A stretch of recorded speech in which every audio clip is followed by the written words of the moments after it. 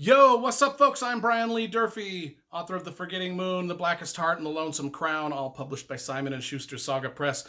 This is just going to be a quick little review of the latest novel I read. I read it last night, called The Guardians by John Grisham.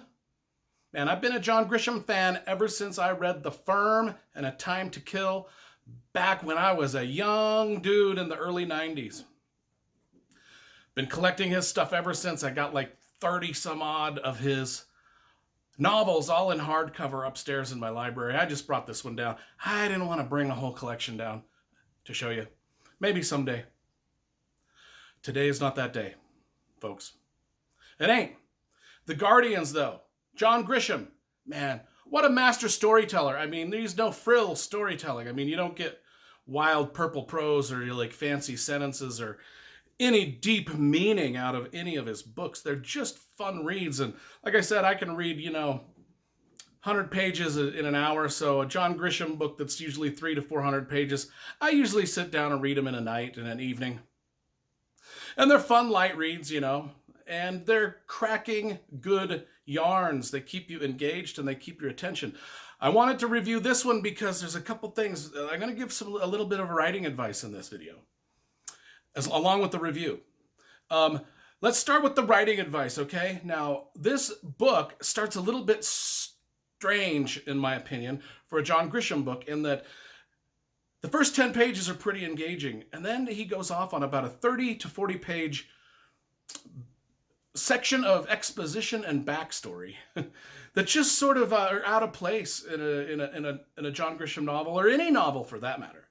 And so if you want to read, when people talk about how exposition and backstory can stop a story cold, see what happens here. Now, I am not ever going to criticize John Grisham because the guy sells billions of copies of books, so he knows what he's doing, and I love all of his work, and none of his other books have this issue, but I did notice it had this strange issue of first pages 10 good, first 10 pages good, great, and then all of a sudden we're 30 pages of showing and not telling. That was another one of the cliches in writing. It's a backstory info dump, and it's all show, it's no tell, and it really bogged me down for a minute. And then about page 50, boom, boom, boom, things started happening again, and we're back in the story in present time, and man, it's just John Grisham magic right there, But I just, if you ever pick this book up, and some of you should pick it up, just as an exercise in writing, just to see what I'm talking about, and compare it to some of his other novels where he does not do that. Because all of his other novels, it's just like boom, boom, boom, boom, chapter, chapter, chapter, chapter, moving along. Man, I struggled with about a 30-page section of this book. Writing advice, that's about all I'm going to say. I'm not criticizing John Grisham. I'm assuming there's a reason he did it that way. And he knows a lot more. I mean, I published 2 books now, the third on the way. He's got me, he's published like 32 books. And, you know what I'm saying? I'm not going to hold this against him. Let's just say that. But a good teaching moment, even for myself. What about the book? It's awesome. Freaking awesome. It's an awesome book. The Guardians. It's about Cullen Post, who runs the ministries. He runs an innocent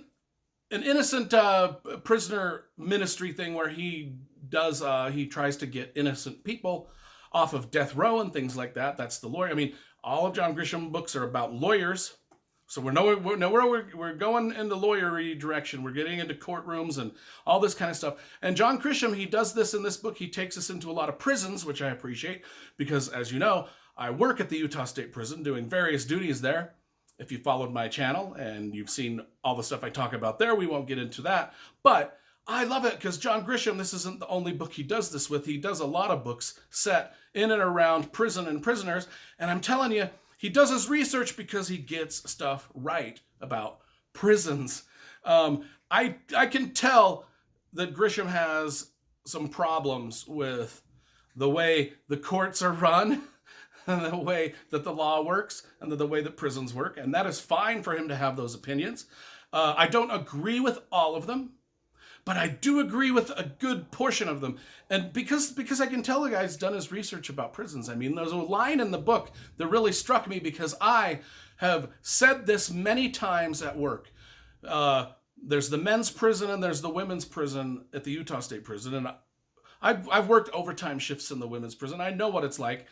And I know what the inmates there are like. And I've always said, 95% of those girls, they're not criminals. They're only in prison because they got involved with the wrong guy, the wrong boyfriend that led them down a path of drug use and criminality and robbery and thievery and forgery and all the stuff that comes with getting involved in crack and drugs, hard drugs, and all that stuff. And a lot of them take the fall for their boyfriends. A lot of them say, yeah, the police pull them over and they're like, yeah, the drugs are mine. And so they take the fall for the boyfriend. There's a lot of stuff that, in the women's prison. And yeah, a lot of the crimes that the women's commit, there's a lot of mothers that kill their children, things like that. But most of it is just the girl got involved with an asshole and he drug her down. And and I actually have worked in the female side of the prison. And I've asked the girls and I've asked the girls that are there. I was like, do you think you'd be in prison if you had been involved with a different guy? And they're like, no, my boyfriend, So John Grisham mentions this a few times in this book about how in the female prisons, how, 97% of the female population in the prisons, they're just not criminals. They just got involved with the wrong dude. And it's true. It's true. It's true. It just is. Other things about this, the plot is pretty simple. Cullen Post, our main guy, he is working on getting some people that are innocent out of prison. And there's a lot of twists and turns. I won't get into any of the plot. I won't even mention any more than that just because I don't want to give anything away. But if you read John Grisham stuff, you'll love it. I loved it. It's a great entry into his series of books. Like I said, I've got them all upstairs, and I'm probably going to start rereading them a lot and doing reviews because I'd like to get a review of each one of them on my channel. And there's 30. There's more than 30 maybe. But anyway, The Guardians. I just gave you a brief, short little overview of it. If you love stuff that's set in prisons, if you love that kind of stuff, if you love lawyers and courtroom dramas, you want to learn a lot about the law and things like that as it revolves around sentencing guidelines and prisons itself and how prisons are operated. And he gets the attitude of even the prison guards. He nails the attitude of the prison guards and and the inmates and the way things are run. And so yeah, I know he does his research. Like I said, and forgive me for bringing up that little hiccup at the beginning of the book where the backstory thing, just like that info dump, that show don't tell info dump that was just it introduces the story. I did not care for that. So, normally I give John Grisham books super high rating. And you'll see that when I start reviewing them. I'm going to give this one about a 7.5, which is still pretty good. I mean, that's like top, that's 3 out of 4. Ain't bad, right? Guardians. If you like John Grisham, this is a good one.